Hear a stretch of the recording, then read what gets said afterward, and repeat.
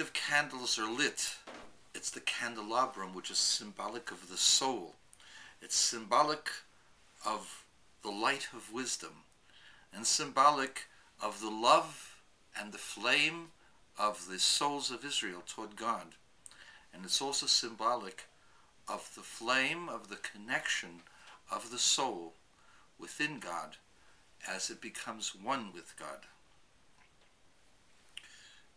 At the end of the portion, Miriam questions the specialness of Moses. How come Moses has separated from his wife? Torah is supposed to give you the ability to live your life normally according to God's instructions, including the instructions for a prophet. Why is Moses, Moshe Rabbeinu, living separate from the world? Why does he make himself a recluse who doesn't have anything to do with physicality? And so Miriam is given a reprimand. And the reprimand is in a direct form of education. If you, Miriam, shall be a prophetess, when will you have prophecy? In a dream or in a vision where you fall in a swoon and you cannot bear the revelation of what you will take. And furthermore, what you will see will be in the form of a riddle. You will see something, but there will not be a communication. And you will have to solve that riddle. And solve it you will, because that's the purpose of the communication of the prophecy, that the prophet actually sees and knows what this means. But again, the body cannot remain awake. It's overwhelmed. The mind is overwhelmed, and therefore it's in a vision at night or when the person has lost consciousness.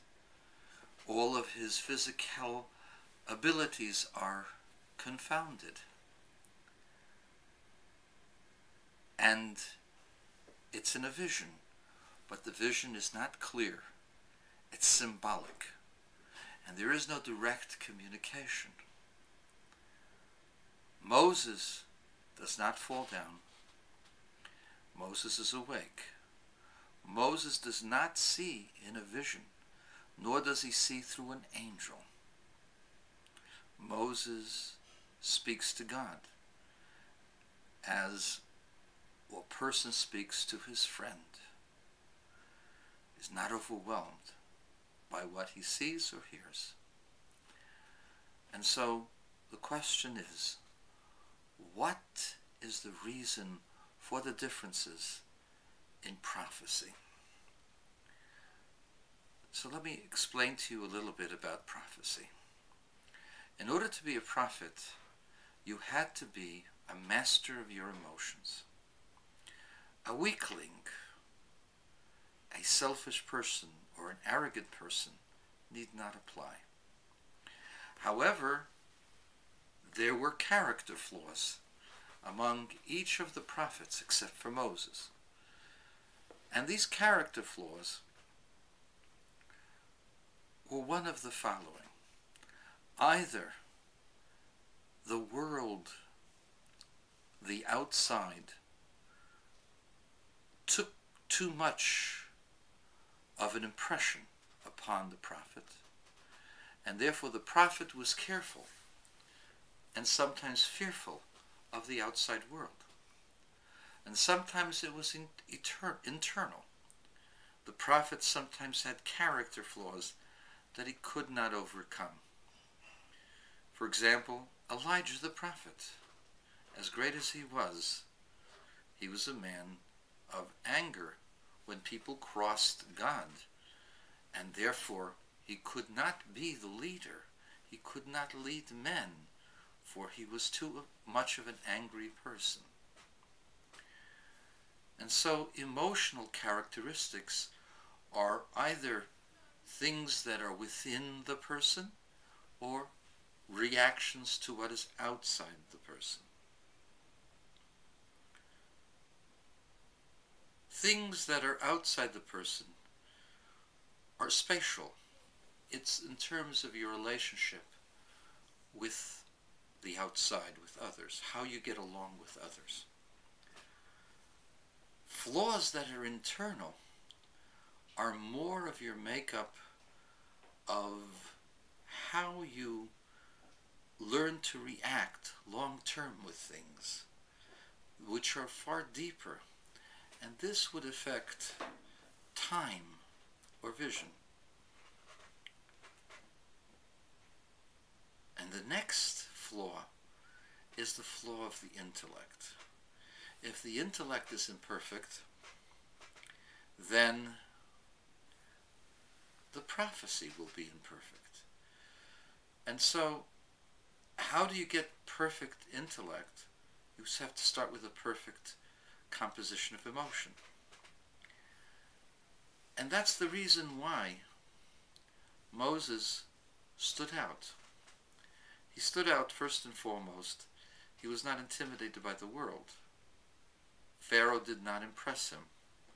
All of Egypt didn't impress him. He was not fearful of an attack by another army. And he wasn't a person who ever backed down. He was strong. At the same time, he was compassionate with others. Moses was the humblest of people.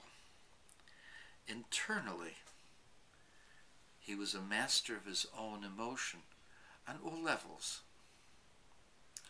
And then, intellectually, he understood the truth of things. And these are three different levels of prophecy. If you are impressed with the world and your relationship with the world, then in order to get prophecy, you must lose that awareness of the world. You must be in a state of sleep.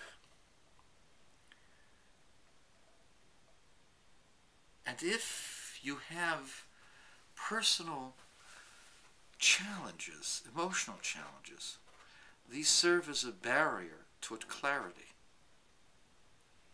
And that's why you see things from the point of view of a hint, a riddle, but not clear. And if your intellectual capacities are incomplete, then you cannot see how God is at the core of everything. Of course, you believe that God is at the core, but you can't understand it. And as such, the person cannot have direct communication with God, because the person would be overwhelmed. But Moses was not intimidated by the world. He was clean internally, emotionally, and his intellect was pure, and therefore he recognized that there was really no world out there outside of God. And so he was ready, intellectually and emotionally, to receive directly from God. And it did not disturb him. It did not destroy his equilibrium. The rest of us, we see the street, we see the stars, we see our lunch. These things are very real to us. We say, no, they're not real, they're imagination. They're not imagination. These are things that mean a lot to us.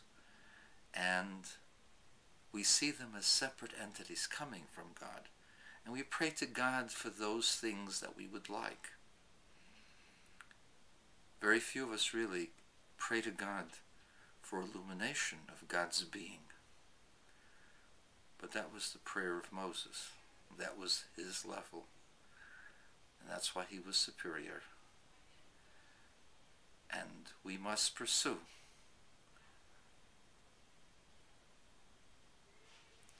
the pathway of Moses.